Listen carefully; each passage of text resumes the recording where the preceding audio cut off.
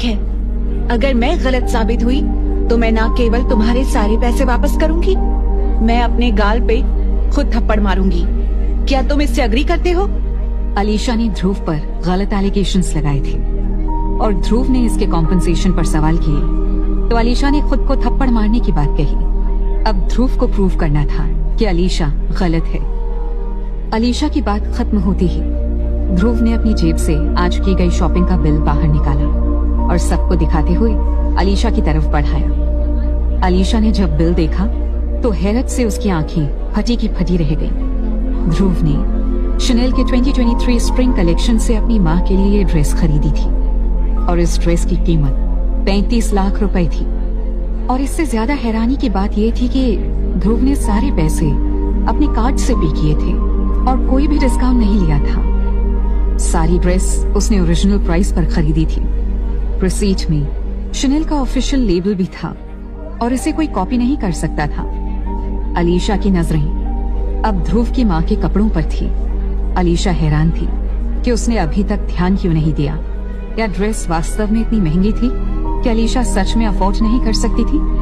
कपड़े तो छोड़ो, अलीशा ध्रुव की माँ के हाथ में टंगे बैग को भी अफोर्ड नहीं कर सकती थी। इसके अलावा सोचने की बात ये थी कि ध्रुव इसे कैसे खरीद सकता था। 35 लाख रुपए यूनिवर्सिटी में पढ़ने वाले किसी भी लड़के के लिए बहुत ज्यादा थे। अचानक पूरी भीड़ खामोश हो गई थी। क्या हुआ अलीशा को? वो एकदम से इतनी चुप क्यों हो गई? Alisha, what the hell is going on? Alisha, हमें बताओ आखिर क्या बात है? अगर ध्रुव ने तुम्हारे पैसे चुराए हैं तो हम तुम्हारी मदद करेंगे। लोग अलीशा को सपोर्ट देने के लिए शोर मचा रहे थे। अलीशा एकदम पत्थर की तरह स्टैचू बनकर कभी बिल को तो कभी लोगों को तो कभी ध्रुव की माँ की ड्रेस को देख रही थी। उसके चेहरे से साफ दिख रहा था कि वो काफी एम्बैरेस्ड फील कर रही थी, पर उसे किसी भी सूरत में सिचुएशन का सामना करना ही था।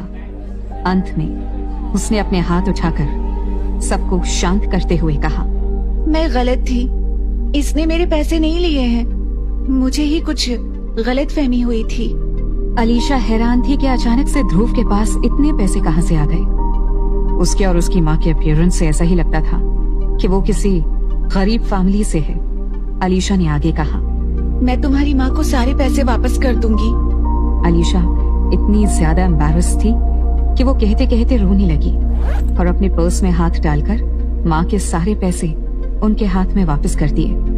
पर ध्रुव इतने में अपनी माँ के इंसल्ट को भूलने वाला नहीं था, इसलिए उसने अपने हाथों से इशारा करते हुए कहा, तुम कुछ भूल रही हो शायद। ध्रुव के इशारे से अलीशा को याद आया कि उसने गलत साबित होने पर अपने गाल में खुद थप्पड़ मारने का वादा किया था। अलीशा ने ध्रुव की तरफ देखते हुए कहा, तुम, और रो पड़ी। अभी वो अपना हाथ उठाकर खुद को थप्पड़ मारने ही वाली थी। पीछे से कुछ लोग जो एकदम से ध्रुव की साइड थे हूटिंग करने लगे, पर तभी ध्रुव की माँ ने अलीशा का हाथ पकड़ लिया। ना बेटा, कोई बात नहीं, कभी कभी गलतफहमी हो जाती है। इतनी भीड़ में केवल एक माँ ही थी जो अचानक से अलीशा को इतने प्यार से समझा रही थी। अलीशा हिचकियां लेते हुए गले लग गई। Sorry aunty, I am very sorry. इतना कहकर अलीशा भीड़ के बीच से जगह बनाते हुए भाग गई। वो यहाँ से सीधे यूनिवर्सिटी के पार्किंग लॉट में गई, जहाँ एक BMW कार के अंदर जाकर दहाड़े मारकर रोने लगी। क्रिश, आज मेरी बहुत बेइज्जती हुई है। मैं नहीं जानती कि क्या करूं, पर तुम्हें कुछ करना होगा। अलीशा के जाते ही यूनिवर्सिटी गेट में लगी भीड़ भी छंट गई। ध्रुव ने अपनी माँ की तरफ देखा। माँ खुश नहीं लग रही थी। उनकी भौहें लगातार फड़फड़ा रही थी। माँ, मैंने किसी के कोई पैसे नहीं चुराए। तुमको ऐसा कैसे लग सकता है कि मैं चोरी करूंगा? पर माँ को इस बात से कोई फर्क नहीं पड़ रहा था। उन्होंने केवल एक बात पूछी, तो तेरे पास इतने पैसे कहाँ से आए? माँ का सवाल सुनते ही ध्रुव की हालत खराब हो गई थी। नेहाल ने उसे साफ तौर पर मना किया था कि किसी भी हाल में माँ को इस बारे में कुछ पता नहीं चलना चाहिए था, और वो ये भी नहीं कह सकता था कि उसे स्कॉलरशिप मिली है। इसलिए उसने सच को छिपाने के लिए सवाल को ही इग्नोर करते हुए कहा, माँ, तुम उसकी चिंता मत करो। तुम बस इतना समझो कि मैं अपना और तुम्हारा ख्याल रख सकता हूँ। वैसे ये बताओ, तुम हॉस्पिटल क्यों गई थी? क्या तुमने पैसों के लिए फिर से अपना खून बेचा? इतना कहकर ध्रुव ने अपनी माँ का हाथ पकड़ा और उसे अच्छे से देखने लगा। पर उसे हैरानी हुई क्योंकि माँ के हाथ में कहीं भी खून निकलने का कोई निशान नहीं था। फिर माँ पैसे कहाँ से लाई थी? पूछने पर माँ ने बताया, तुम तो अपनी माँ को जानते ही हो। मुझे बर्दाश्त नहीं हुआ कि कोई मेरे लड़के पर चोरी का इल्जाम लगाए। पर जब मैं हॉस्पिटल गई तो एक लड़की मेरे पास आई। उसने मुझे बताया कि वो तुम्हारी क्लास में पढ़ती है और साथ ही उसने मेरी पूरी बात सुनी तो मुझे 40,000 रुपए भी दे दिए। मैंने बहुत मना किया पर उसने मुझसे कहा कि आंटी उधार समझकर ही रख लीजिए। इसके बाद माँ ने ध्रुव की चुटकी लेते हुए कहा, मुझे लग रहा है जैसे तू मेरे पीठ पीछे कोई नया गुल खिला रहा है। साफ साफ बता कौन थी वो? अभी तक मुझे क्यों नहीं बताया? पर ध्रुव हैरान था। क्या सच में पूरी यूनिवर्सिटी में ऐसा कोई भी है जो उसकी माँ को 40,000 रुपए दे दे, वो भी कोई लड़की? कौन हो सकती है वो? ध्रुव और जैस्मिन के बीच थोड़ी नजदीकियां थी, पर वो इस तरह की नहीं थी कि किसी की मदद करे। साथ ही जिस समय माँ हॉस्पिटल गई थी उस समय जैस्मिन बार में कार्तिक के साथ थी। अंत में ध्रुव ने माँ से ही पूछ लिया, वो कैसी दिख रही थी? ध्रुव उस लड़की के बारे में जानना चाहता था। ध्रुव के सवाल पर माँ ने जवाब देना शुरू किया। वो बहुत सुंदर थी, चेहरा एकदम साफ और एलिगेंट, काफी लंबी थी और फिगर भी अच्छा था।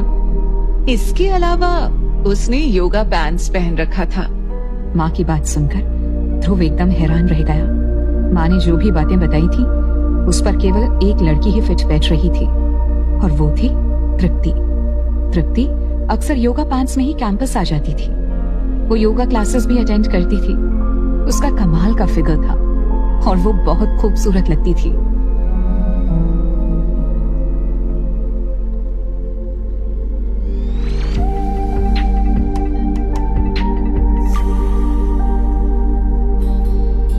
चलो माँ, अपना ख्याल रखना, मेरी चिंता बिल्कुल भी मत करना और मुझे पैसे भेजने की कोई जरूरत नहीं। मैं अपना और तुम्हारा अच्छे से ख्याल रख सकता हूँ। ध्रुव ने माँ को बस में बिठाकर वापस भेजते समय अच्छे से समझाते हुए कहा। इसके बाद घर आया और सो गया। अगले दिन सवेरे उसकी पहली क्लास 8 बजे शुरू होनी थी।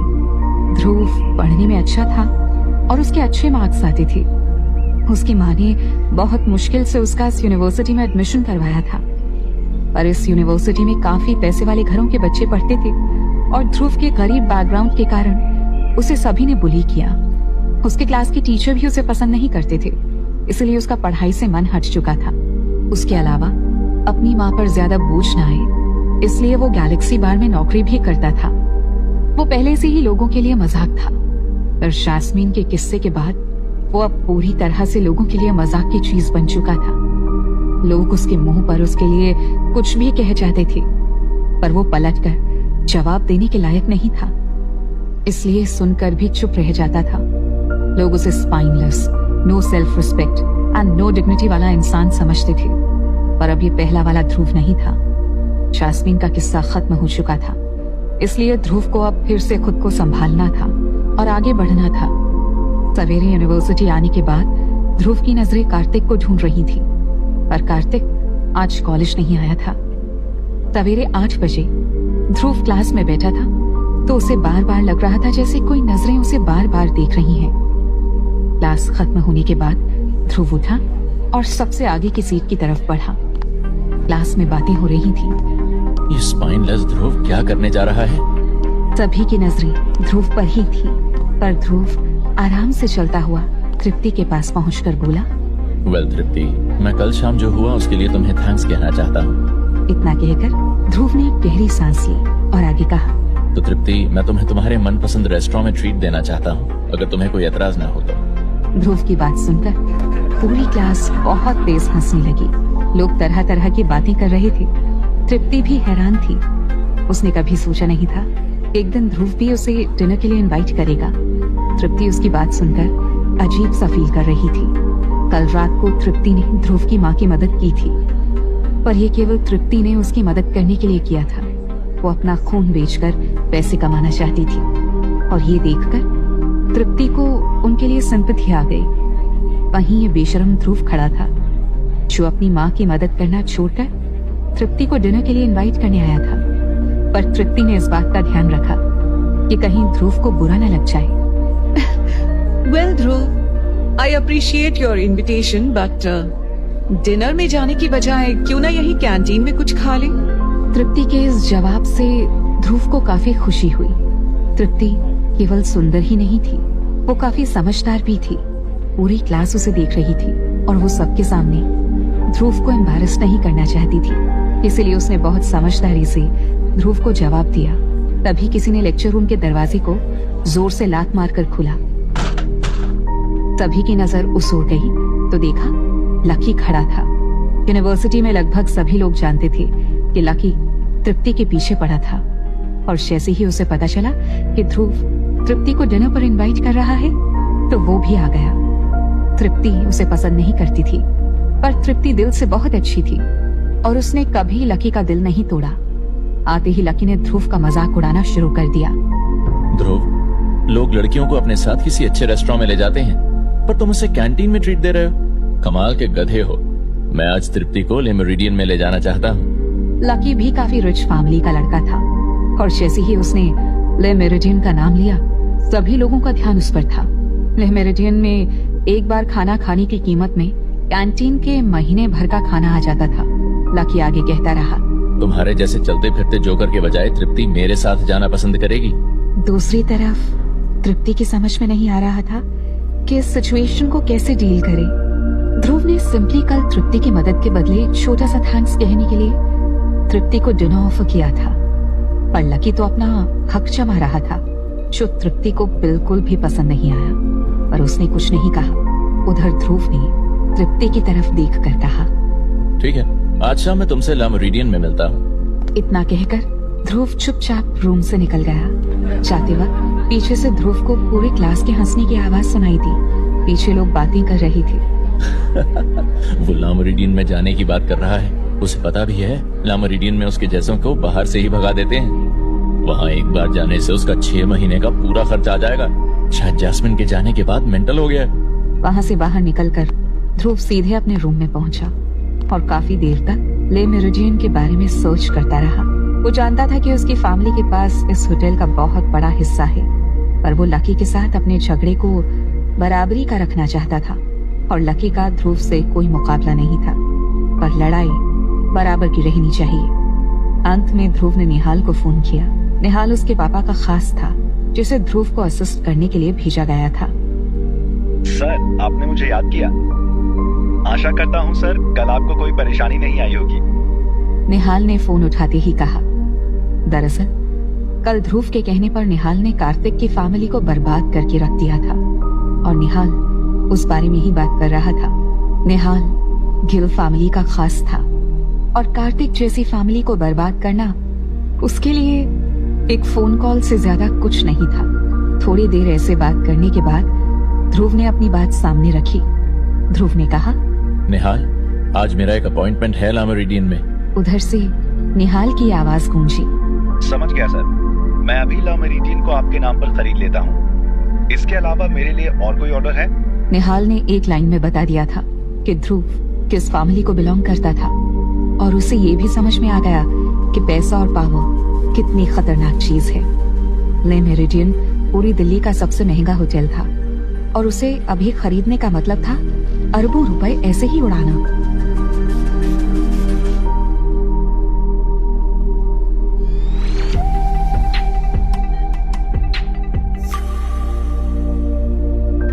नहीं, तुम्हें ऐसा करने की कोई जरूरत नहीं है।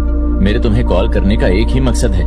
मुझे आज शाम के ओकेजन के लिए कुछ अच्छी ड्रेस चाहिए जो मेरी अभी की आइडेंटिटी के साथ मैच कर सके।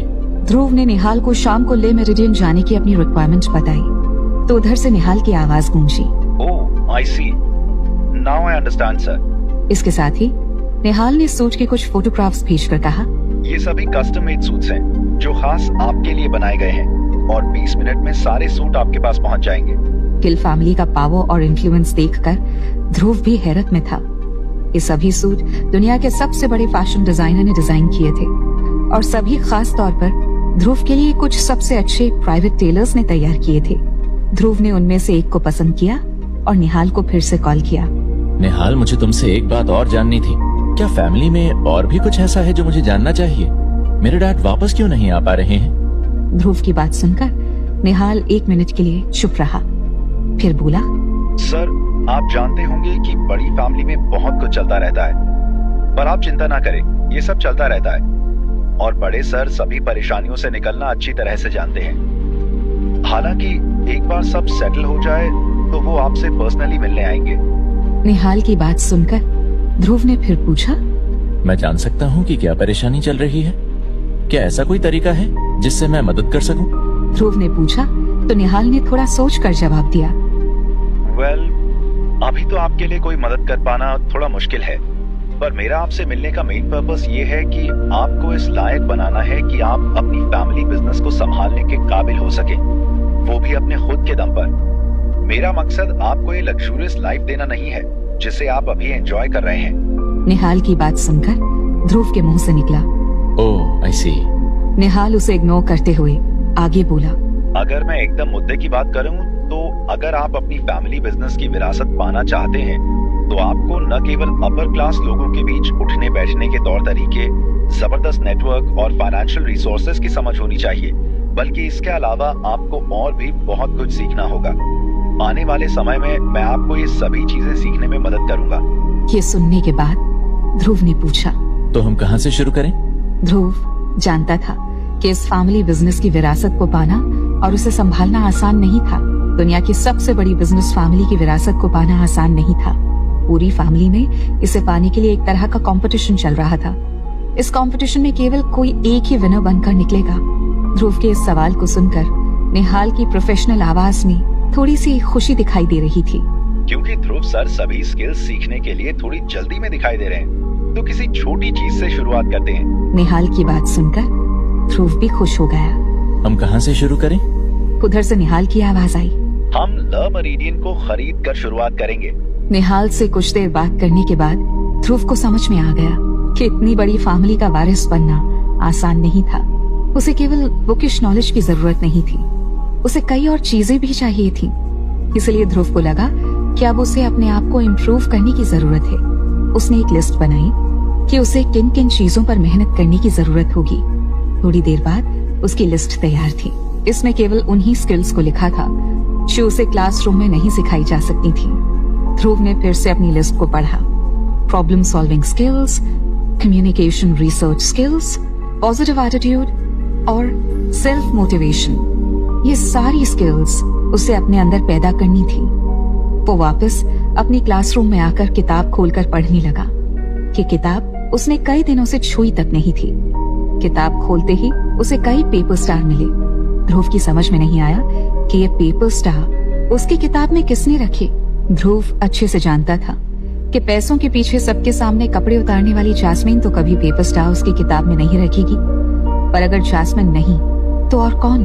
ध्रुव ने उन पेपर स्टार में से एक को उठाकर खोला तो अंदर लिखा था, मेरा प्यार तुम्हारे लिए भले ही आज धूल में पड़ा है, पर एक दिन ये सारे आसमान को सजा देगा।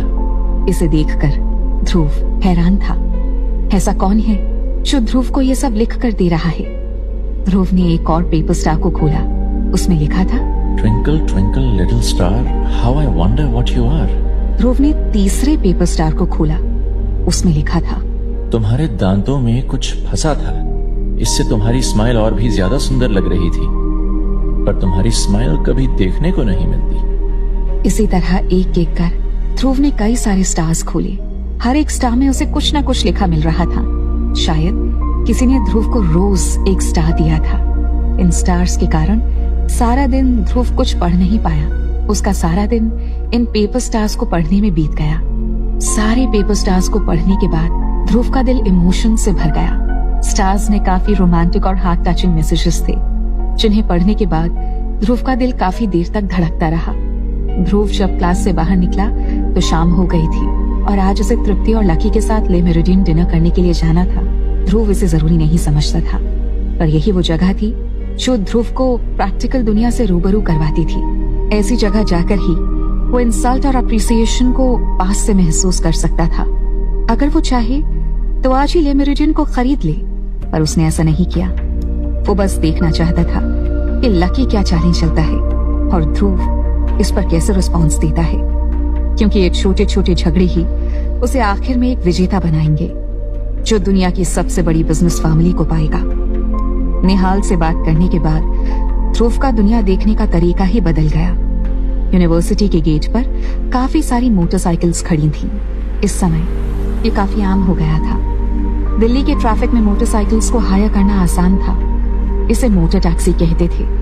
ध्रुव ने एक राइडर से बात की जिसकी उम्र 50 साल के आसपास होगी।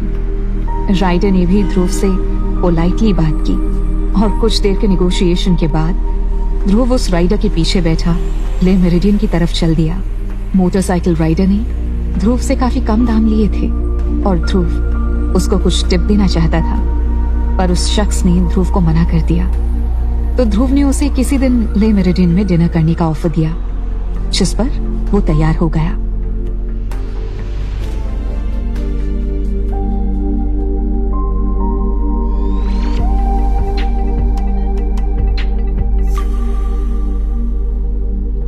दरअसल मुझे 2 लड़कों ने एक साथ इस डिनर में इनवाइट किया है। अब मैं अकेले तो आ नहीं सकती थी, तो इसलिए तुझे तो मेरा साथ देने आना ही होगा ना। आखिर तू मेरी बेस्ट फ्रेंड जो है। तृप्ति अपने साथ अपनी बेस्ट फ्रेंड आभा को भी साथ लाई थी। आभा तृप्ति के साथ योगा क्लास अटेंड करती थी। दोनों लड़कियां कमाल की सुंदर थी। दोनों की हाइट भी सेम थी। आभा और तृप्ति ले मेरिडियन के बाहर फाउंटेन के सामने खड़ी होकर होटल और फाउंटेन के अलग अलग एंगल से सेल्फी ले रही थी। दोनों को देखकर होटल के आते जाते गेस्ट्स रुककर उन्हें देखने लगते थे। आज लकी के कहने पर तृप्ति को ना चाहते हुए भी आना पड़ा। साथ में उसे रिक्वेस्ट ध्रुव ने भी की थी। अभी लकी और ध्रुव पहुंचे नहीं थे, इसीलिए दोनों ऐसे ही अपना टाइम पास कर रही थी।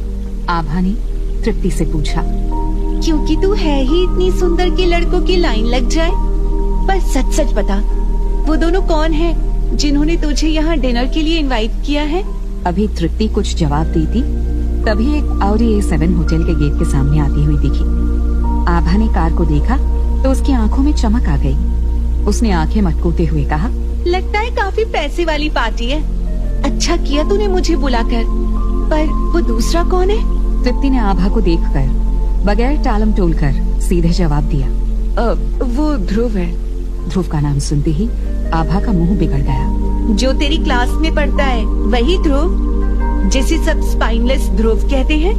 आभा ध्रुव के नाम से इतना चिढ़ती थी, लग रहा था जैसे वो अभी ही डिनर छोड़कर चली जाएगी। पर तृप्ति लोगों को ऐसे जज नहीं करती थी, इसलिए तृप्ति ने पूछा, आभा व्हाट्स रॉन्ग विद यू?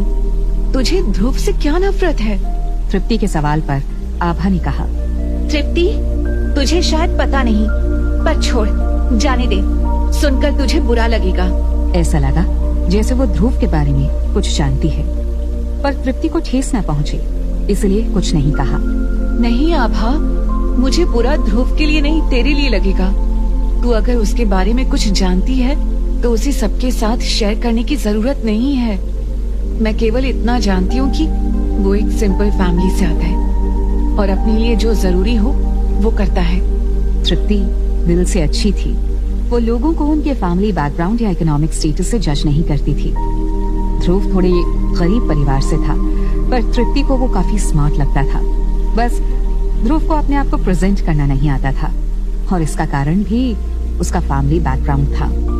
तृप्ति की बात सुनकर आभा ने कहा, बात वो नहीं है कि वो गरीब है या नहीं, बात यह है कि वो हमारे सुपरमार्केट से फ्री फूड सैंपल तक चुरा कर ले जाता है। वो चोरी करता है। आभा किसी भी सूरत में ध्रुव को बिल्कुल भी टॉलरेट नहीं कर सकती थी। आभा के पापा एक सुपरमार्केट चेन के मालिक थे और उनकी एक सुपरमार्केट में कोई शख्स फ्री फूड सैंपल चुरा रहा था।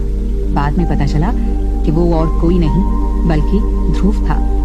आभा पहले से ही उससे नफरत करती थी और ये पता चलने के बाद तो वो ध्रुव की तरफ देखना भी पसंद नहीं करती थी। अभी दोनों कुछ और बातें करती कि तभी लकी भी वहाँ आ गया।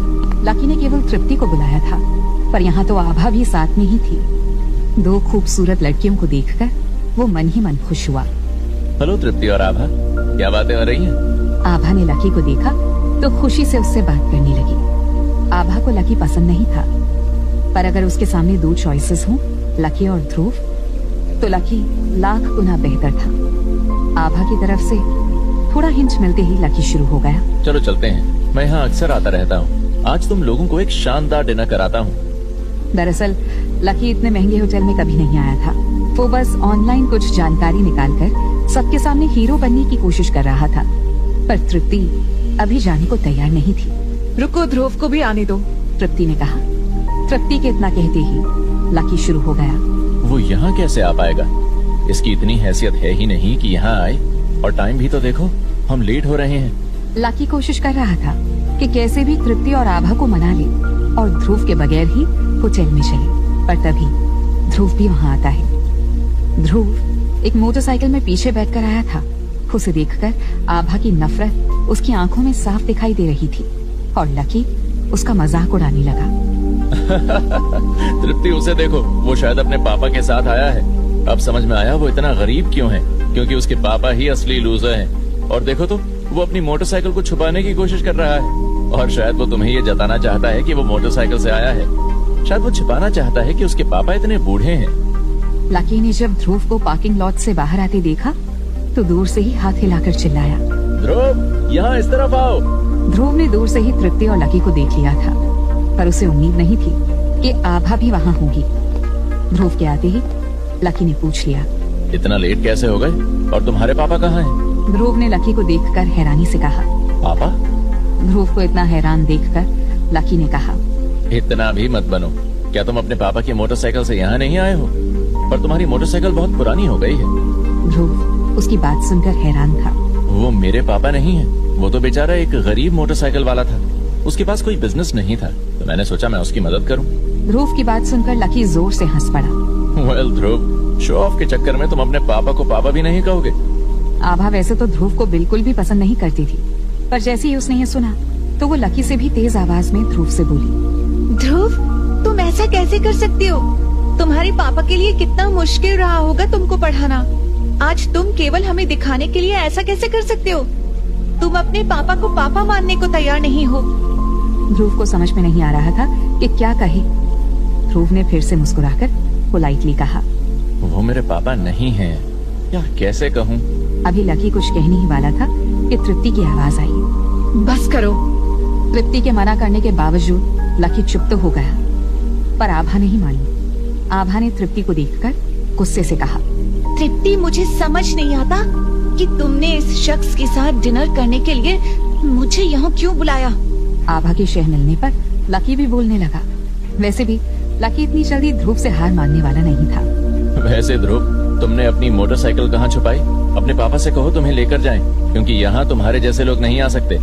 ध्रुव ने बहुत ही पोलाइटली कहा, मैंने मोटरसाइकिल पार्किंग लॉट में खड़ी की है, छुपाई नहीं है, और वो मेरे पापा नहीं हैं। ध्रुव की बात लकी को हजम नहीं हो रही थी, क्योंकि ले मेरिडियन में केवल वीआईपी गेस्ट्स को ही पार्किंग मिल पाती है। लकी को अपनी इतनी महंगी कार के बावजूद यहाँ जगह नहीं मिली, इसलिए लकी फिर से ध्रुव का मजाक उड़ाने लगा। ध्रुव, तुम इग्नोरेंट ही नहीं, बड़बोले भी हो। ये ला मेरिडियन होटल है और तुम बता रहे हो कि तुमने अपनी मोटरसाइकिल यहाँ की पार्किंग लॉट में खड़ी की है। लकी को पता नहीं था कि ध्रुव कितना पावरफुल था। अगर वो कहे कि मोटरसाइकिल को पार्किंग लॉट में खड़ा करो तो वो लोग मना नहीं कर पाएंगे, और अगर ध्रुव कहे कि इस होटल को ढाबे में बदल दो तो ये होटल ढाबे में बदल जाएगा। जवाब में ध्रुव ने केवल इतना ही कहा, वीआईपी एंट्री पार्किंग लॉट से ही होकर जाती है, वहीं से हम होटल में एंट्री करेंगे, इसलिए मैंने अपनी मोटरसाइकिल भी वहीं पार्क की। लकी ने जैसे ही वीआईपी एंट्री का नाम सुना वो चौंक गया। क्या यहाँ वीआईपी एंट्री भी है?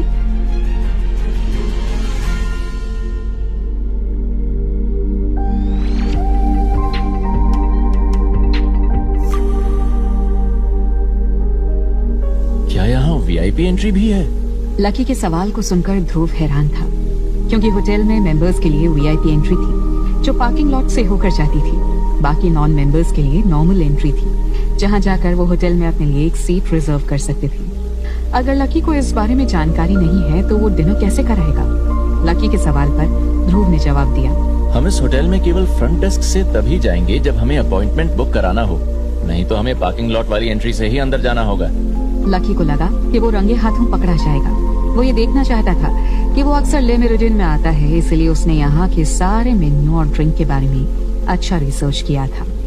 पर उसे इतना नहीं पता था कि यहाँ नॉन मेंबर्स को बगैर अपॉइंटमेंट के बुकिंग नहीं मिलती थी। पर ये सोचने की बात है कि ध्रुव को ये सब कैसे पता है। लकी को लग रहा था कि वो तृप्ति और आभा के सामने शो ऑफ कर लेगा, पर अभी वो ध्रुव के सामने बेवकूफ साबित हो रहा है। लकी की शक्ल देखकर ध्रुव की समझ में आ गया था कि उसे कुछ जानकारी नहीं है, बस ऐसे ही हीरो बन रहा है। इसलिए उसे छेड़ते हुए कहा, चलो अब हमें चलना चाहिए, लेट हो गए तो रोमने कॉन्टे का जो नया बैच आया है वो खत्म हो सकता है। आज लकी की पार्टी में हम जो चाहें वो ऑर्डर कर सकते हैं, है ना लकी? इतना कहकर ध्रुव ने लकी की तरफ देखा। लकी कभी ले मेरिडियन होटल में नहीं गया था और उसे ये भी पता नहीं था कि रोमनी कॉन्टे की एक बोतल की कीमत क्या है। रोमनी कॉन्टे की एक बोतल की कीमत 30 लाख हो सकती है। इसके अलावा ध्रुव ने लकी को देखकर पूछा, बाय द वे लकी, तुम इतनी बार यहाँ आए हो तो तुम्हारे पास मेंबरशिप कार्ड तो होगा ही। अगर मेंबरशिप कार्ड है तो हमें ज्यादा लाइन में लगकर बेमतलब का वेट नहीं करना होगा। लकी जैसे बंदे को देखकर लग रहा है कि उसके पास कार्ड होगा ही, इसलिए मैं अपना कार्ड संभाल कर वापस रख लेता हूँ। इतना कहकर ध्रुव ने अपना मेंबरशिप कार्ड दिखाकर वापस रख लिया। ध्रुव की बात सुनकर लकी अपना आपा खोने वाला था। वो हैरान था कि ध्रुव को इतनी जानकारी कैसे है और उसके पास सच में मेंबरशिप कार्ड भी है। अभी लकी कुछ कह पाता कि तभी एक मिडिल एज शख्स पास से गुजरा, जिसके साथ आई लड़की उससे काफी कम उम्र की थी। दोनों की बातों से लग रहा था कि दोनों रिलेशनशिप में हैं। दोनों के बीच आर्ग्यूमेंट हो रहा था कि उस शख्स का कहना था कि ले मेरिडियन का मेंबरशिप कार्ड लेने में जितने पैसे लगेंगे उतने में 2 BMW खरीद लूंगा। लकी ने जब ये सुना तो वो अपनी जगह बुत बना खड़ा रहा। चारों लोग उन दोनों की बात सुन चुके थे। अब लकी को ये समझ में नहीं आ रहा था कि यहाँ से कैसे निकले। उसे कैसे भी यहाँ से जान बचाकर भागना था। उसने आज तक कभी इतने महंगे होटल में जाने के बारे में सोचा तक नहीं था। आज उसे समझ में आया कि महंगे होटल महंगे क्यों होते हैं। खाना पीना तो कोई भी अफोर्ड कर लेगा, पर इन चीजों से कैसे बचेगा। लकी ने अपनी रिसर्च से ये तो पता कर लिया था कि ले मेरिडियन होटल महंगा है, जिसे वो अफोर्ड कर सकता था, पर उसे ये पता नहीं था कि यहाँ एंट्री करने के लिए मेंबरशिप भी लेनी पड़ेगी। काफी सोचने के बाद लकी ने कहा, तृप्ति, मुझे लगता है मेरे घर में कुछ इश्यूज हैं। मुझे मैसेजेस आ रहे हैं। मेरी ये पार्टी ड्यू रही, मुझे निकलना होगा। फिर कभी मैं तुमको यहाँ पर ही पार्टी दूंगा। ये कहते वक्त ही लकी गुस्से और शर्म से लाल हो गया था। वो ध्रुव के सामने अपनी हार एक्सेप्ट नहीं कर पा रहा था। लकी की बात सुनकर तृप्ति ने अपना सिर हिलाकर उसे जाने की परमिशन दे दी। तृप्ति लकी के साथ डिनर नहीं करना चाहती थी। उसे यहाँ जबरदस्ती आना पड़ा था। लकी जा चुका था। अब तृप्ति ने ध्रुव से कहा, तो हम लोगों को भी वापस चलना चाहिए। तृप्ति के इतना कहने से आभा को भी थोड़ी राहत मिली। वो ध्रुव को फूटी आंख भी नहीं पसंद करती थी।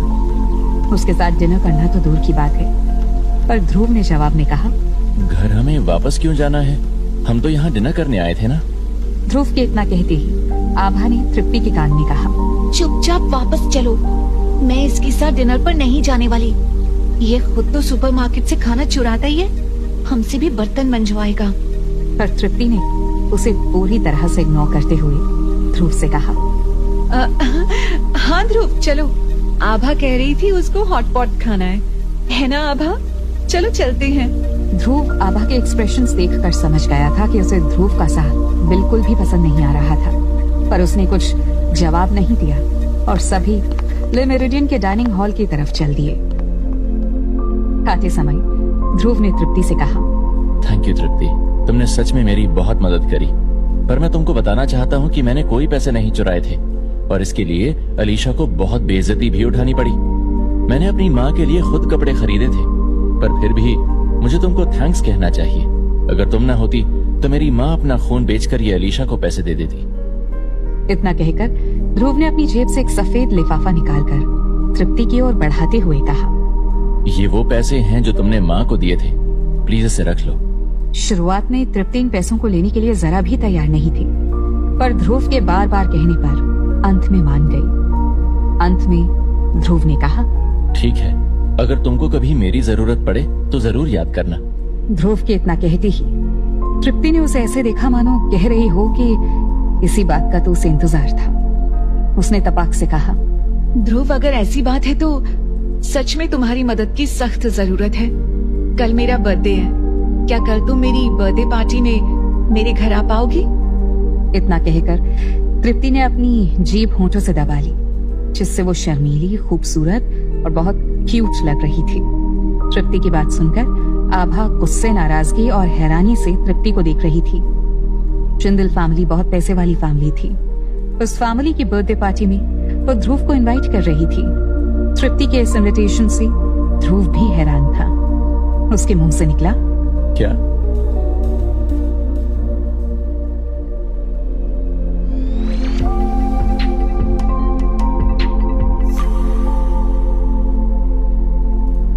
ध्रुव, क्या तुम थोड़ा मुस्कुरा सकते हो? तुम्हारी स्माइल उड़ गई है। आभा ने ध्रुव को देखकर उसे टॉन्ट मारते हुए कहा। मुझे क्या हुआ है जो मेरी मुस्कान उड़ जाए?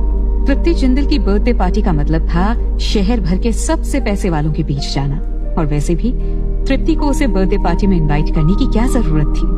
ध्रुव एक गरीब परिवार का लड़का तो था, वो कैसे इन लोगों के बीच आ पाएगा? तृप्ति मन ही मन कुढ़ रही थी और ध्रुव भी इस बात पर हैरान था। आभा ने गुस्से में ध्रुव की तरफ देखकर कहा, ठीक है, आओ, कल तुम अपनी बहुत बड़ी बेइज्जती कराने वाले हो। इतना कहकर आभा अपना बैग उठाकर बोली, मैं जा रही हूँ, बाय। इतना कहकर आभा उठी और चल दी। तृप्ति ने उसे रोकने की कोशिश की, पर वो ध्रुव से इस हद तक नफरत करती थी कि एक पल भी रुक नहीं पा रही थी। आभा उठकर चली गई थी। तब उसे समझ में आया था कि आखिर तृप्ति ध्रुव को अपनी बर्थडे पार्टी में क्यों बुला रही थी। जिंदल फैमिली शहर की सबसे बड़ी फैमिली में से एक थी। कल पार्टी में शहर के सबसे रईस लोग आने वाले थे। वो लोग इतने पैसे वाले थे कि ध्रुव वहां आते ही शर्म से मर जाता। हालांकि अभी तक किसी को भी पता नहीं था कि ध्रुव कौन है। उनमें से एक लड़का अंजुम लोहिया तृप्ति जिंदल के पीछे लगा था। लोहिया फैमिली शहर की सबसे पैसे वाली फैमिली थी और जिंदल फैमिली के साथ उनका फैमिली बिजनेस भी था। और तृप्ति के पापा जय किशन जिंदल भी दोनों की शादी करने के पक्ष में थे। हालांकि उन्होंने कभी अपनी इच्छा तृप्ति पर नहीं थोपी, पर वो किसी भी सूरत में लोहिया फैमिली को नाराज नहीं कर सकते थे। केवल वो ही नहीं, शहर में कोई भी ऐसा नहीं था जो लोहिया फैमिली को छोड़ने की हिम्मत कर सके। तृप्ति ध्रुव को अंजुम लोहिया के सामने खड़ा कर ध्रुव को कुर्बान करने वाली थी। अगर अंजुम लोहिया नाराज हो गया तो ध्रुव का शहर में जीना मुश्किल हो सकता है। आभा के जाने के बाद तृप्ति ने ध्रुव से कहा, उसकी बात का बुरा मत मानना, वो बस ऐसी ही है। मुझे नहीं पता कि तुम दोनों के बीच क्या मिसअंडरस्टैंडिंग है। तृप्ति ध्रुव को नाराज नहीं करना चाहती थी। फिर अपने पर्स से क्रेडिट कार्ड निकालकर ध्रुव की ओर बढ़ाते हुए बोली, ध्रुव, मैं अब तुमको सब सच बताती हूँ। इस कार्ड में 4 लाख रुपए है। मैं चाहती हूँ कि कल पार्टी में तुम मेरे बॉयफ्रेंड की तरह पेश आओ। मुझे लगता है कि इस काम के लिए 4 लाख रुपए काफी होंगे। अपनी बात पूरी कर तृप्ति ने एक और कार्ड निकालकर ध्रुव की ओर बढ़ाते हुए कहा, और इसमें 10 लाख रुपए हैं। इससे कल तुम मेरे लिए कोई अच्छा सा गिफ्ट लेकर आना। ये सब कहते समय तृप्ति काफी शर्मीली लग रही थी। ज्यादातर समय तृप्ति काफी फ्रैंक और बातूनी थी। ध्रुव को तृप्ति का ये शर्मीला रूप पसंद आ रहा था। क्या पता क्या तृप्ति अंजुम से पीछा छुड़ाने के लिए सच में ध्रुव को कुर्बान कर रही थी। ध्रुव के अलावा और भी कई लड़के यूनिवर्सिटी में थे जो एक दिन के लिए तृप्ति का बॉयफ्रेंड बनने के लिए अपनी जान भी देने को तैयार थे। लोहिया फैमिली का सर्कल बहुत बड़ा था। अंजुम यूनिवर्सिटी के लगभग सभी लोगों को जानता था। अकेला ध्रुव ही ऐसा था जिसे अंजुम नहीं जानता होगा। इसलिए तृप्ति ध्रुव को अपना बॉयफ्रेंड बनाकर अंजुम के सामने खड़ा कर सकती थी। तृप्ति की बात सुनकर ध्रुव ने कहा, देखो तृप्ति, मैं ये 10 लाख रुपए तो ले सकता हूँ, पर प्लीज ये 4 लाख रुपए तुम रख लो। ध्रुव ने कभी सोचा नहीं था कि वो अपने हैंडसम लुक से भी पैसा कमा सकता था, पर तृप्ति ने ध्रुव को रोकते हुए कहा, पर ध्रुव, इस काम में एक रिस्क भी है, और फिर तुमको पार्टी में आने के लिए कुछ तैयारी भी तो करनी होगी। तृप्ति ध्रुव को किसी भी हाल में ये पैसे देना चाहती थी, पर ध्रुव ने ये 4 लाख नहीं लिए। हाँ, तृप्ति का गिफ्ट लेने के लिए 10 लाख रुपए ले लिए। हालांकि उसे लग नहीं रहा था कि वो 10 लाख का कोई गिफ्ट तृप्ति को देने वाला था। वो अगर कोई गिफ्ट देगा तो सबसे महंगा गिफ्ट देगा। तृप्ति अभी ध्रुव को समझा ही रही थी, पर ध्रुव उसकी बात पूरी होने से पहले ही खड़ा हो गया और बोला, रिस्क देखा जाएगा, मैं केवल ये 10 लाख रुपए ही लूंगा। ध्रुव का इतना लापरवाही भरा जवाब सुनकर तृप्ति ने एक गहरी सांस ली और कहा, तुम तो उठकर ऐसे जा रहे हो जैसे किसी जरूरी काम से जाना हो। मैं इतनी सुंदर लड़की हूँ, थोड़ा सा अटेंशन तो डिजर्व करती हूँ ना। दरअसल ध्रुव को निहाल से बात करनी थी, पर तृप्ति ध्रुव के साथ शॉपिंग करने जाना चाहती थी। वो ध्रुव के लिए कुछ अच्छे कपड़े खरीदना चाहती थी। चलते वक्त तृप्ति ने ध्रुव को अंजुम लोहिया के बारे में भी बता दिया था। वो चाहती थी कि ध्रुव किसी भी सरप्राइज के लिए मेंटली तैयार रहे। ध्रुव के लिए अब तृप्ति की बर्थडे पार्टी में जाना और भी ज्यादा जरूरी हो गया था। अंजुम लोहिया कितने पैसे वाला है, ये ध्रुव को देखना था। तृप्ति को विदा कर ध्रुव वापस अपने हॉस्टल जाने ही वाला था कि उसका फोन बजने लगा। ध्रुव ने देखा कि निहाल कॉल कर रहा था। मैंने आपको डिस्टर्ब तो नहीं किया ध्रुव सर? अभी आप फ्री हैं? निहाल की बात सुनकर ध्रुव ने कहा, भले ही मैं बिजी भी हूँ, पर तुम मुझे कभी भी कॉल कर सकते हो। बताओ क्या बात है? निहाल ने मुस्कुराकर कहा, ध्रुव सर, आपको एक छोटे प्रोजेक्ट पर काम करना है। मैंने आपके लिए एक छोटी सी डील ढूंढी है जिसमें आपको 400-500 करोड़ का फायदा हो सकता है। इस तरह की छोटी डील कर आपको थोड़ा एक्सपीरियंस भी मिलेगा। ये आपकी पहली डील है। इसे कैसे करना है, इसकी रिस्पॉन्सिबिलिटी भी आपकी होगी। इसे कैसे करना है ये भी आपको सोचना है और आपको तय करना है कि इसे पूरा करने का सही तरीका क्या है। निहाल की बात सुनकर ध्रुव हैरत में था। अगर कोई डील 400-500 करोड़ की है तो वो छोटी डील कैसे हो सकती है? पर ध्रुव जिस परिवार से आता था उसके लिए 400-500 करोड़ रुपए कुछ भी नहीं थे। ध्रुव ने आगे पूछा, ये किस तरह का प्रोजेक्ट है? ध्रुव की आवाज सुनकर निहाल को समझ में आ गया था कि ध्रुव इस प्रोजेक्ट को लेकर कितना सीरियस और एक्साइटेड था। निहाल को सुनकर अच्छा लगा कि ध्रुव आगे बढ़कर अपनी रिस्पॉन्सिबिलिटी लेना चाहता था। उसकी यही क्षमता आगे जाकर उसे गिल फैमिली बिजनेस को टेक ओवर करने में मदद करेगी। निहाल काफी एक्सपीरियंस था, उसे किसी की भी काबिलियत समझने में ज्यादा समय नहीं लगता था। ध्रुव तैयार था, पर निहाल को कोई भी जल्दबाजी नहीं थी। ध्रुव ने फिर पूछा कि निहाल किस प्रोजेक्ट की बात कर रहा है, तो निहाल ने जवाब दिया, ध्रुव सर, मैं अभी किसी को होटल ला मेरिडियन भेज रहा हूँ जो आपको वहाँ से पिक कर लेगा। आप आइए, हम मिलकर बात करते हैं।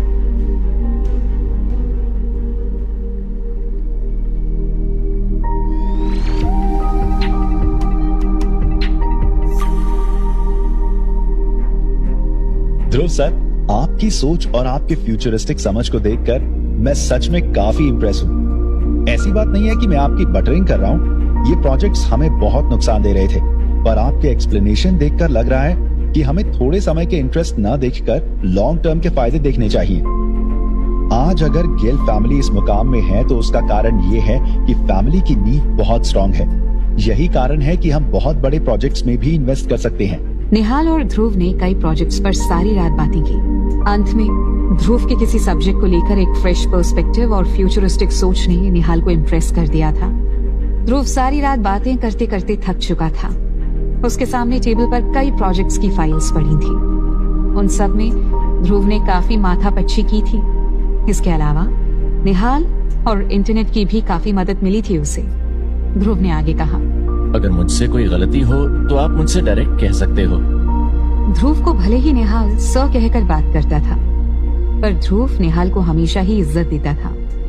सही कहें तो निहाल ध्रुव का गुरु था। वो ध्रुव का सुपरवाइजर था जो उसके सामने गिल फैमिली पर से पर्दा उठा रहा था। ध्रुव के कहने पर निहाल ने जवाब दिया, ऑफ कोर्स, कुछ चीजें हैं जो आप सही से नहीं कर रहे हो। निहाल की बात पर ध्रुव को लगा कि कुछ तो गड़बड़ है, सो उसने पूछा, मैं समझा नहीं, प्लीज खुलकर कहिए। निहाल ने मुस्कुराकर जवाब दिया, जिस तरह से आप पैसे खर्च कर रहे हो। ध्रुव को लगा शायद वो ज्यादा खर्च कर रहा है, पर निहाल ने आगे कहा, आपकी पैसे खर्च करने की स्पीड बहुत धीमी है। गिल फैमिली के मेंबर के तौर पर आपको शर्म आनी चाहिए। निहाल की बात सुनकर ध्रुव हैरान था। उसके मुंह से केवल एक ही शब्द निकला, क्या? पैसे खर्च करने के मामले में ध्रुव सच में फिसड्डी था, क्योंकि वो सारी जिंदगी गरीबी में जो रहा था। निहाल कहता जा रहा था, ध्रुव, आपको अपनी आदत जितनी जल्दी हो सके बदलनी होगी। जो आप खर्च कर सकते हो उसे बचाने की कोशिश मत करो। याद रखो, पैसा वो ही कमा पाते हैं जिन्हें खर्च करने की आदत हो। ध्रुव को लगा जैसे वो निहाल की बात सोचकर पागल हो जाएगा। उसने आज तक केवल पैसे बचाने के बारे में ही सीखा था, पर आज कोई उसे बता रहा था कि पैसे वो ही कमा पाते हैं जिन्हें खर्च करने की आदत हो। ध्रुव अपने ख्यालों में खो गया था। निहाल ने ध्रुव को इस हाल में देखा तो पूछा। ध्रुव सर, क्या मैंने कुछ गलत कहा? ध्रुव ने ना कहने के अंदाज में सिर हिला दिया। फिर कुछ सोचते हुए सामने रखी प्रोजेक्ट फाइल को हाथ में लिया और एक दो बार उलट पलट कर देखकर फिर जोर से हाथ मारते हुए कहा, अगर ऐसी बात है तो जो पैसे हम इन्वेस्ट करने जा रहे हैं उसे डबल कर दो। ध्रुव के इस अंदाज को देखकर निहाल ने मुस्कुराकर कहा, यस यस, क्या हम अपना इन्वेस्टमेंट डबल कर दें? निहाल के सवाल पर ध्रुव का सीधा जवाब था हाँ। ध्रुव की हाँ मिलते ही निहाल ने फोन हाथ में लेते हुए कहा, आप बहुत तेजी से सीख रहे हैं ध्रुव सर। फिर थोड़ी सी कंफ्यूजन के साथ पूछा, पर ऐसा करने से हमारे प्रॉफिट में कोई फर्क नहीं पड़ेगा, क्योंकि कॉस्ट के बढ़ने पर प्रॉफिट कम हो जाएगा। निहाल के पूछने पर ध्रुव ने निहाल की आंखों में देखकर कहा, डू व्हाट आई सेड, हमें अच्छा प्रॉफिट होगा। ध्रुव का ये एटीट्यूड देखकर निहाल को और भी ज्यादा खुशी मिली। ध्रुव बहुत तेजी से सीख रहा था और जो स्ट्रैटेजिक थिंकर्स और बॉस लेवल के लोग होते हैं वो हर बात को डिस्कस नहीं करते। निहाल ने ध्रुव से जानबूझकर स्टूपिड सा सवाल पूछा था, पर ध्रुव ने उसे एक्सप्लेनेशन देने की जगह सीधे ऑर्डर दे दिया। निहाल खुश था। उसने अपनी खुशी छिपाते हुए कहा, That's good. Well, मैं चाहूंगा ध्रुव सर इस इन्वेस्टमेंट से काफी पैसे बनाएं। ध्रुव ने मन ही मन इन पैसों का हिसाब लगाया जो उसे आने वाले समय में मिलने वाले थे और पलक झपकते ही कई 100 करोड़ रुपए खर्च हो चुके थे। पर निहाल जानता था कि कुछ समय बाद ध्रुव इन पैसों से कई गुना प्रॉफिट बनाएगा। ध्रुव भी जानता था कि गिल फैमिली में पैसे खर्च करने वाले बहुत लोग होंगे, पर अपने खर्चों से ज्यादा कमाने वाले लोग कम होंगे। ध्रुव ने अपने आप से वादा किया था कि वो और भी ज्यादा पैसे कमाएगा। सूरज निकल आया था। आज ध्रुव को तृप्ति जिंदल की बर्थडे पार्टी में जाना था। उसे समय नहीं मिला था कि कोई गिफ्ट खरीद सके, इसलिए ध्रुव ने निहाल से कहा, निहाल, मुझे अपने एक दोस्त की बर्थडे पार्टी में जाना है, क्या तुम कोई अच्छा गिफ्ट खरीदने में मेरी मदद करोगे? ध्रुव की बात सुनकर निहाल मुस्कुराकर बोला, ऑफ कोर्स। क्या मैं ये जान सकता हूँ कि आपके फ्रेंड की आइडेंटिटी, स्टेटस और फैमिली बैकग्राउंड क्या है? सोचने की बात ये थी कि निहाल को गिफ्ट सिलेक्ट करना नहीं आता। गिल फैमिली को हमेशा लोगों ने गिफ्ट दिए। गिल फैमिली को किसी को गिफ्ट देने की कोई जरूरत नहीं पड़ी।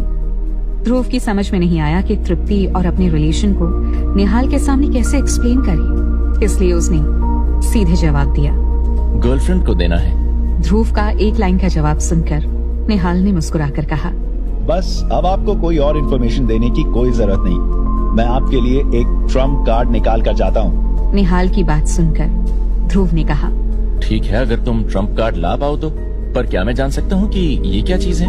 ध्रुव दुनिया की सबसे पावरफुल और पैसे वाली फैमिली की कैपेबिलिटी जानना चाहता था। निहाल ने जवाब दिया, बस थोड़ा वेट करिए, मैं अभी मंगा देता हूँ। आप रात भर सोई नहीं है, पहले आप आराम कर लीजिए। आपके उठने तक आपका गिफ्ट यहाँ होगा। इतना कहकर निहाल चला गया। दोपहर में जब ध्रुव की आंख खुली तो निहाल एक शानदार नक्काशी से बनी लकड़ी के बॉक्स में एक गिफ्ट लेकर आया और बोला, मुझे लगता है कि ये गिफ्ट आपकी गर्लफ्रेंड को ही नहीं, उसकी पूरी फैमिली को इम्प्रेस करने के लिए काफी है। ध्रुव ने बॉक्स खोलकर गिफ्ट को देखा।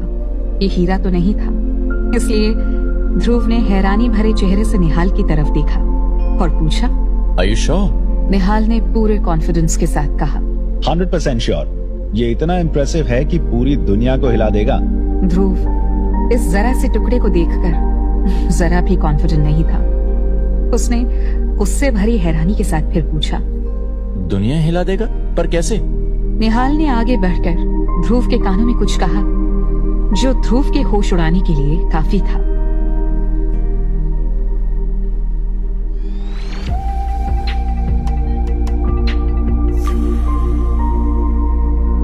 बर्थडे पार्टी में टाइम से थोड़ा पहले आ जाना। यूनिवर्सिटी में अपनी किताब खोलकर ध्रुव उस पेपर स्टार को देखकर परेशान था। तभी तृप्ति ने उसे समय से थोड़ा पहले आने का मैसेज भेजा था। ध्रुव ने किताब बंद की और निकल पड़ा। उसकी समझ में नहीं आ रहा था कि कौन है जो उसकी किताब में पेपर स्टार छोड़कर जा रहा था। ध्रुव ने सारे मैसेजेस पढ़े, उसे कोई परेशानी नहीं लगी, पर आज के स्टार में केवल एक ही इमोजी बनी थी। इसका मतलब था कि इन पेपर स्टार्स को छोड़ने वाले को मदद की जरूरत थी, पर वो कौन हो सकती है? ध्रुव की कुछ खास समझ में नहीं आया। ये तृप्ति तो नहीं हो सकती थी।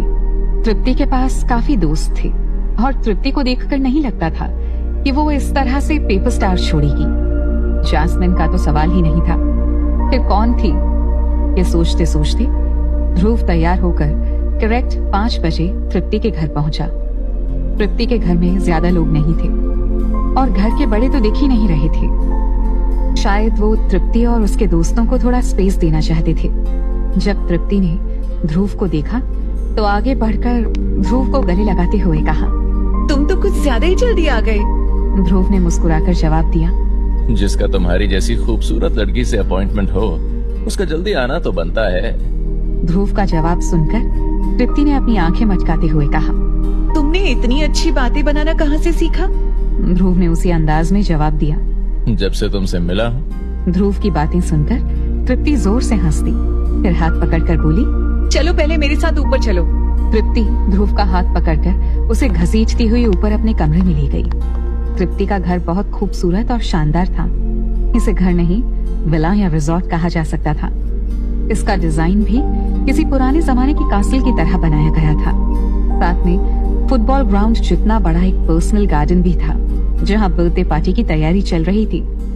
घर के सभी लोग शायद वहीं गए थे। ध्रुव पहली बार किसी लड़की के घर गया था और इसलिए काफी नर्वस भी था। तृप्ति खुशी से अपना घर दिखा रही थी, साथ ही कुछ लोगों से मिलवा भी रही थी। ध्रुव हैरान था कि इस पूरे समय तृप्ति ने उसका हाथ जोर से पकड़ रखा था। उसके मुलायम हाथों का टच ध्रुव को बहुत पसंद आ रहा था। क्या आभा नहीं आई? ध्रुव ने बात शुरू करने की कोशिश करते हुए कहा तो तृप्ति ने मुंह बनाते हुए कहा, वो बाद में आएगी, मैंने उसे देर से आने को कहा है। इसके अलावा वो मेरे लिए कुछ बनाने वाली है, तो शायद और भी लेट हो जाए। इतना कहकर तृप्ति ध्रुव का हाथ पकड़कर उसे अपने बेडरूम में ले आई। अंदर आते ही ध्रुव की आंखें खुली की खुली रह गईं। वो आज तक कभी किसी लड़की के बेडरूम में नहीं गया था। उसका कमरा बहुत सुंदर था। पूरा कमरा पिंक और पेस्टल रंग के कई अलग अलग शेड से रंगा हुआ था और कमरे का सारा सामान कमरे के रंग से मैच कर रहा था। इसे किसी भी लड़की का ड्रीम बेडरूम कहा जा सकता था। ध्रुव अभी कमरे को ही देख रहा था कि तृप्ति ने उसे पास खींचते हुए कहा, तुमने मुझसे वादा किया था कि आज तुम मुझे हर परेशानी से बचाओगे। ध्रुव ने मुस्कुराते हुए कहा, जानता हूँ। तृप्ति बोली, तो ठीक है, तुम बैठो, मैं रेडी हो जाती हूँ, पर आज अपना वादा याद रखना। इसके बाद तृप्ति ने अपना मेकअप बॉक्स खोला और चेहरे पर हल्का सा मेकअप किया। ध्रुव बैठे बैठे चुपचाप उसे तैयार होते हुए देख रहा था। असल में तृप्ति इतनी सुंदर थी कि उसे तैयार होने की जरूरत ही नहीं थी। वो ऐसे ही बहुत सुंदर थी। तृप्ति ने आईने में ध्रुव को देखते हुए कहा, मुझे ऐसे क्यों देख रहे हो? उधर देखो। ध्रुव उसे देखकर वैसे ही हैरान था। वो कुछ बोल ही नहीं पाया, पर तृप्ति ने अपनी आंखें बनाते हुए कहा, तुरंत उधर घूमो, मुझे अपने कपड़े बदलने हैं। अब ध्रुव की समझ में आया कि तृप्ति क्या कह रही थी, पर ध्रुव हैरान था। अगर तृप्ति को अपने कपड़े ही बदलने थे तो उसे कमरे में अंदर ही क्यों लेकर आई? ध्रुव थोड़ा अनकंफर्टेबल था। उसने उठते हुए कहा, मैं बाहर हूँ। पर तृप्ति ने उसे रोकते हुए कहा, अरे अरे, तुम कहाँ जा रहे हो? आज तुम मेरे बॉयफ्रेंड हो। बस उधर मुंह कर लो, मैं बस 1 मिनट में तैयार हो जाऊंगी। ध्रुव एक तरफ मुंह करके खड़ा हो गया, पर तृप्ति के कमरे में रखा हुआ सामान इतना शाइनी था कि ना चाहते हुए भी कपड़े बदलती तृप्ति को वो देख पा रहा था। ध्रुव तृप्ति को देखता ही रह गया। उसने पहली बार ऐसा कुछ देखा था। इधर ध्रुव अपनी आंखों पर विश्वास नहीं कर पा रहा था कि वो क्या देख रहा है। उधर नीचे कमरे में एक शोर सुनाई दे रहा था जो धीरे धीरे तेज होता जा रहा था। तृप्ति जानती थी कि अंजुम लोहिया आ चुका था। उसे थोड़ी जल्दी करनी थी। उधर तृप्ति के परिवार के ज्यादातर लोग उसे देखकर उसका वेलकम करने के लिए आगे बढ़े। अंजुम कोई छोटा मोटा शख्स नहीं था। वो लोहिया फैमिली का दूसरा लड़का था जिसे तृप्ति की फैमिली हल्के में नहीं ले सकती थी। किसी की आवाज सुनाई दी, अंजुम बेटा, आप आ गए। तभी किसी की आवाज सुनाई दी, अंजुम भाई, what a car, man. नहीं ली। इतना कहते ही सभी की नजर अंजुम पर पड़ी। सभी लोग अंजुम की नई कार देखकर उसे अप्रिशिएट करने लगे। अंजुम माजुराटी गिबली लेके आया था और उसे देखकर लग रहा था कि ये एकदम शोरूम से उठाकर सीधे तृप्ति के घर पर आया हो। ये समय की सबसे लेटेस्ट कार थी। इसके अलावा अंजुम की कार में ताजे गुलाब भरे हुए थे। लग रहा था कि अंजुम तृप्ति को प्रपोज करने ही जा रहा था। अंजुम अपनी कार से बाहर आकर हाउसकीपर से पूछता है, तृप्ति कहाँ है? हाउसकीपर ने हाथ जोड़ते हुए कहा, वो ऊपर अपने कपड़े बदलने गई है। अंजुम तुरंत ऊपर चला गया। वो तृप्ति को वेलकम करना चाहता था और सीढ़ियों के किनारे लगे शीशे में खुद को देखकर अपने कपड़े ठीक करते हुए तृप्ति के कमरे के बाहर जाकर खड़ा हो गया। वो दरवाजा नॉक करने ही वाला था कि अंदर से किसी की आवाज सुनाई दी। ध्रुव, ध्रुव थोड़ा धीरे करो, मुझे दर्द हो रहा है। बाहर खड़े अंजुम ने जब ये आवाज सुनी तो उसका सिर चकरा गया। ये तो तृप्ति की आवाज लग रही है। कि ध्रुव कौन है? आखिर अंदर हो क्या रहा है? आज तक कभी अंजुम तृप्ति के बेडरूम तक नहीं पहुंचा था, तो ऐसा कौन है जो तृप्ति के बेडरूम में पहुंच गया? अभी अंजुम कुछ कह पाता कि तभी अंदर से किसी लड़की की आवाज सुनाई दी। सॉरी, ये मेरा भी फर्स्ट टाइम है।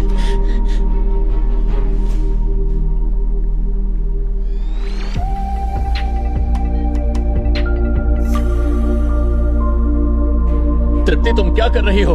तुरंत दरवाजा खोलो। अंजुम पूरे गुस्से में दहाड़ रहा था। तृप्ति के कमरे से किसी लड़की की आवाज सुनकर अंजुम पागल हो गया था। किसी दूसरे के घर में किस तरह से पेश आते हैं वो ये भी भूल चुका था और जोर जोर से दरवाजे में लात मारकर फिर से चिल्लाया, तृप्ति, तुम अंदर क्या कर रही हो? दरवाजा खोलो अभी। अंजुम को पूरी तरह से इग्नोर कर तृप्ति फिर से बोली, तुम थोड़ा जल्दी करो, कोई आ रहा है। तृप्ति के कहने पर ध्रुव ने तुरंत तृप्ति के इवनिंग गाउन की चेन खींचकर बंद कर दी। इसमें ध्रुव की कोई गलती नहीं थी। तृप्ति ने ही उससे अपने इवनिंग गाउन की चेन बंद करने को कहा था, पर ध्रुव किसी अनाड़ी की तरह तृप्ति को देखकर चेन बंद नहीं कर पा रहा था। तृप्ति को गाउन पहनाकर ध्रुव ने जाकर दरवाजा खोला। बाहर अंजुम हाउसकीपर के ऊपर बरस रहा था। तेरी हिम्मत कैसे हो गई? इस घर में किसी और को आने कैसे दिया? वो भी तृप्ति मैडम के कमरे में? और वो कौन है? वो जो भी है वो तृप्ति के कमरे में क्या कर रहा है? अंजुम गुस्से में आसमान सिर पर उठा चुका था। बेचारा हाउसकीपर क्या करता, वो तो तृप्ति के ऑर्डर्स मान रहा था ना। और अंजुम ऐसे पेश आ रहा था जैसे वो इस घर का असली मालिक हो। अब तक तृप्ति ने दरवाजा खोल दिया था। सामने अंजुम को खड़ा देखकर तृप्ति ने उसे घूर कर देखा। तुम मेरे घर में आकर इतना शोर क्यों मचा रहे हो? मैं तो बस अपने कपड़े बदल रही थी। तृप्ति की बात सुनकर अंजुम हैरान था। क्या? तृप्ति आगे कहती है, मैंने ध्रुव से कहा था कि वो मेरे गाउन की जिप बंद कर दे। पर एक बात बताओ, तुम क्या सोच रहे थे? तुम्हारे दिमाग में क्या शैतानी भरी थी? अंजुम समझ गया था तृप्ति उसे जेलस फील करवाना चाह रही थी, मगर अंजुम का गुस्सा इतनी जल्दी शांत होने वाला नहीं था। उसने खा जाने वाली नजरों से ध्रुव की तरफ देखा।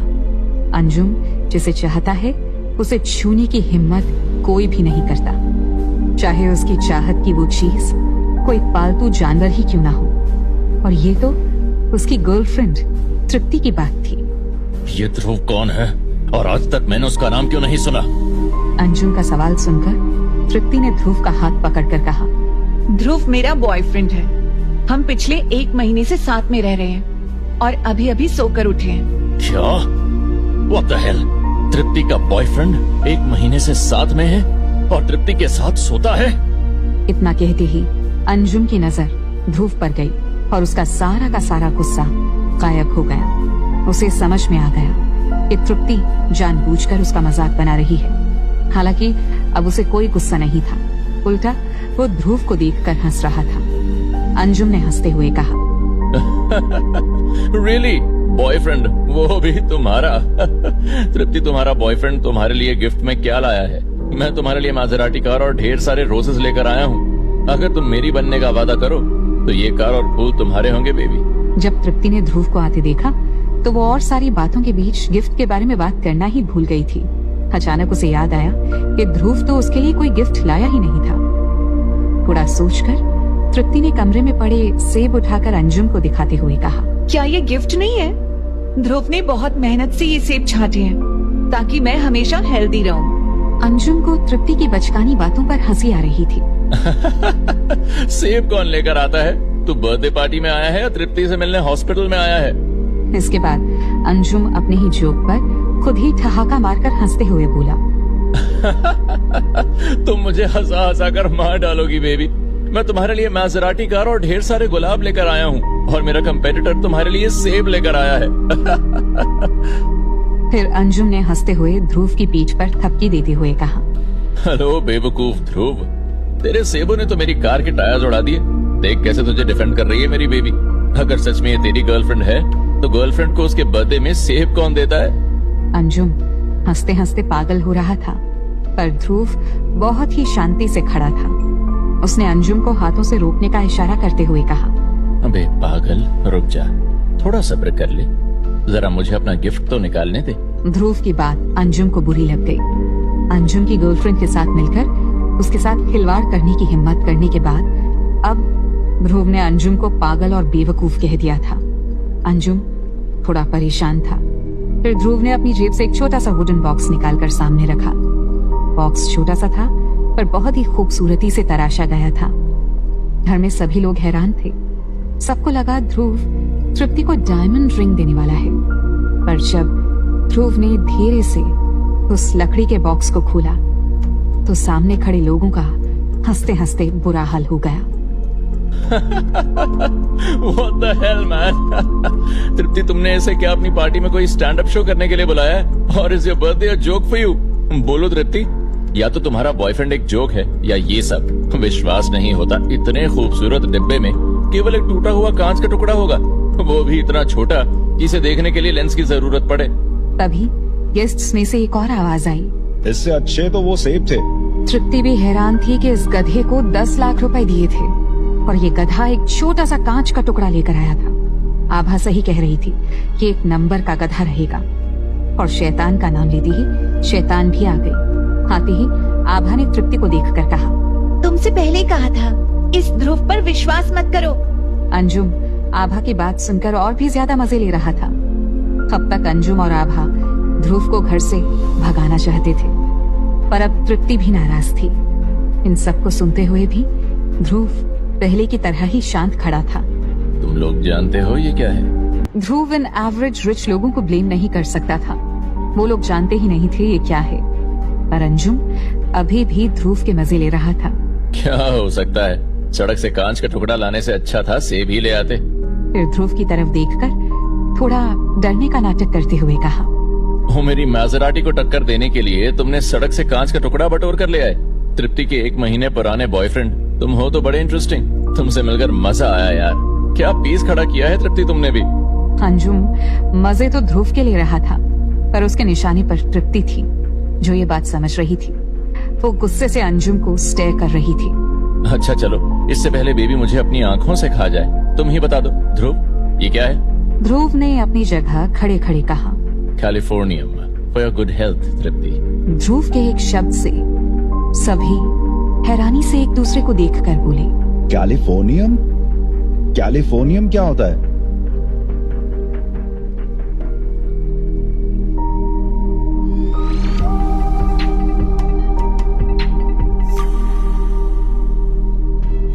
ध्रुव, तुमने एक बार फिर से प्रूव कर दिया है कि तुम्हें अगर सोने का कटोरा भी दे दो ना तो भी तुम भीख ही मांगोगे।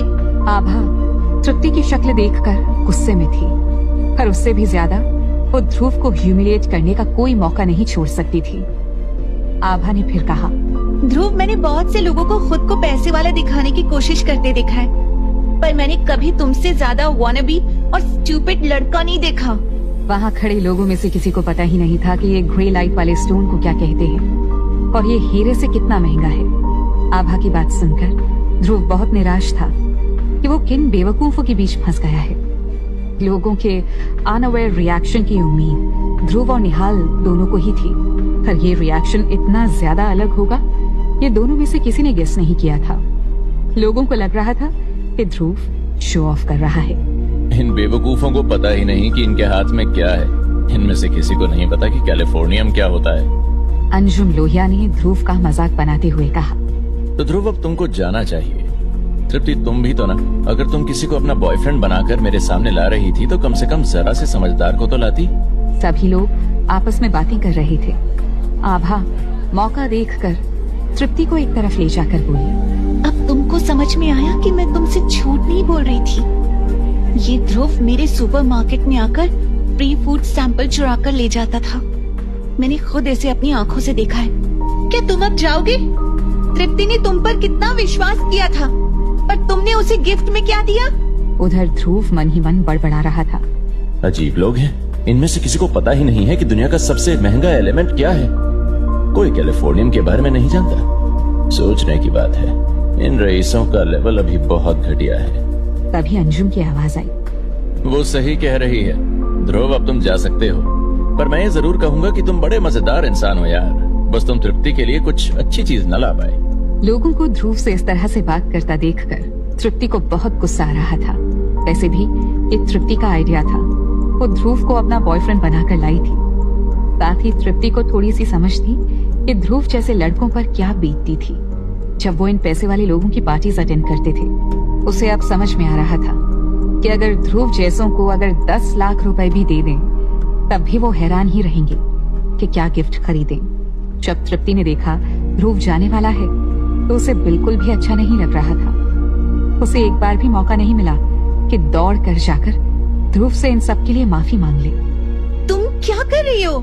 जब ध्रुव चला गया तो तृप्ति आभा से अपना हाथ छुड़ाकर आगे बढ़ी।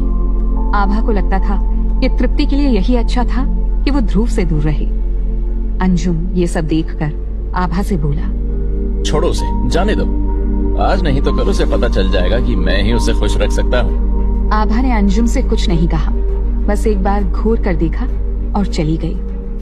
तृप्ति ने अपना फोन निकाला और ध्रुव को जो कुछ भी हुआ उसके लिए माफी मांगने के लिए व्हाट्सएप मैसेज भेजना चाहा। वो ध्रुव को इस तरह बेइज्जत करने से नाराज थी और नहीं चाहती थी कि ध्रुव उसे गलत समझे। अभी तृप्ति ने मैसेज करने के लिए फोन उठाया ही था कि हाउसकीपर तृप्ति को एक लिफाफा देते हुए बोला, मैम, ध्रुव साहब ने आपको ये देने को कहा था। तृप्ति ने देखा लिफाफे में ध्रुव ने तृप्ति का क्रेडिट कार्ड भिजवाया था। अंजुम खड़ा देख रहा था। लिफाफे में तृप्ति का क्रेडिट कार्ड देखकर अंजुम बोला, चलो अच्छा है कि उस गधे को इतनी अक्ल तो है कि तुम्हारे पैसे वापस कर दे। वहीं पर हाउसकीपर अभी भी खड़ा था। उसकी नजरें तृप्ति के हाथ में पड़े लकड़ी के खूबसूरत डिब्बे में थी। उसने तृप्ति से कहा, मैम, अगर आपको इसकी कोई जरूरत ना हो तो ये आप मुझे दे देना। रामू काका, तुम जानते हो ये क्या है? नहीं, मैं नहीं जानता कि ये क्या है, पर इसका डिब्बा देखकर लग रहा था कोई बहुत अच्छी चीज होगी। अगर आपको डिब्बे की जरूरत ना हो तो उसे मुझे दे देना। हाउसकीपर की बात में दम था कि क्या था किसी को नहीं पता था, पर इसका डिब्बा बहुत ही खूबसूरत था। तृप्ति को लगा एक बार इस चीज के बारे में गूगल ही कर ले, पर अब उसे याद नहीं था कि ध्रुव ने इस छोटे से टुकड़े को क्या कहा था। तभी एक और लड़की कमरे में आई। क्या चल रहा है? तृप्ति, क्या तुम रेडी हो? सब लोग तुम्हें ही ढूंढ रहे हैं, चलो। Wow, californium. तृप्ति की बड़ी बहन निशा MIT से पढ़कर आई थी और वो अभी अपना बिजनेस संभाल रही थी। उसने जैसे ही तृप्ति के हाथ में इस एलिमेंट को देखा तो वो चौंक गई। तृप्ति, क्या तुम्हारे हाथ में सच में कैलिफोर्नियम है? इतना सारा कैलिफोर्नियम तुम्हें कहाँ से मिला? निशा की आंखें ऐसी फैली हुई थी मानो उसने कोई भूत देख लिया हो, और निशा के इतना कहते ही पूरे कमरे में फिर से जान आ गई। कम से कम जिंदल फैमिली में कोई तो ऐसा था जो ध्रुव के गिफ्ट को जानता था। दीदी, क्या तुम जानती हो ये क्या है? तृप्ति ने हैरानी के साथ पूछा, पर निशा कैलिफोर्नियम को देखकर सब कुछ भूल गई थी। उसे इतनी भी खबर नहीं थी कि तृप्ति की बात का जवाब दे सके। ये तो प्योर नेचुरल कैलिफोर्नियम लग रहा है। इतना बड़ा टुकड़ा तुम्हें कहाँ से मिला? इतना बड़ा टुकड़ा कि निशा कैसी बात कर रही थी? ये मुश्किल से 3 ग्राम का भी नहीं होगा। ऐसा क्या है जो 3 ग्राम को देखकर निशा जैसी वेल्दी लड़की भी खड़ी की खड़ी रह जाए? सभी के मन में कई सवाल आ रहे थे, पर निशा से पूछने की हिम्मत किसी में नहीं थी। निशा, क्या तुम प्लीज मुझे बताओगी ये क्या है?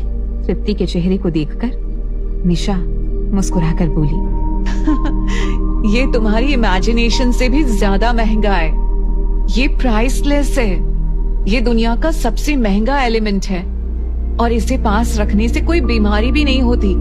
खास तौर से कैंसर के लिए ये बहुत काम की चीज है और इसका एनुअल प्रोडक्शन केवल 25 मिलीग्राम है और इसके 1 ग्राम की कीमत $27 मिलियन है। रुपयों में इसका अंदाजा लगाओ। पहली बात तो ये कि ये आम लोगों को नसीब ही नहीं होता, तो तुम्हें ये कैसे मिल गया?